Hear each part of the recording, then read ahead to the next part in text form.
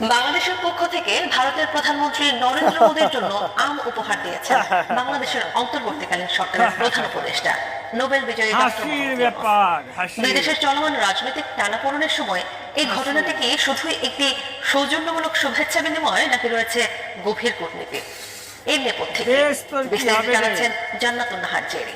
সালাকে জুতা মার, জুতা মার, জুতা মার।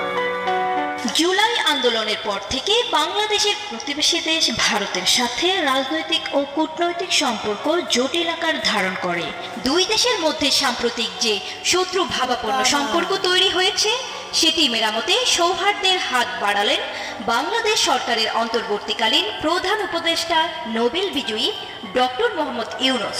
ভারতের প্রধানমন্ত্রী নরেন্দ্র মোদীকে উপহার হিসেবে রংপুরের বিখ্যাত হাড়ি ভাঙা আম পাঠিয়েছেন তিনি। এ ধরনের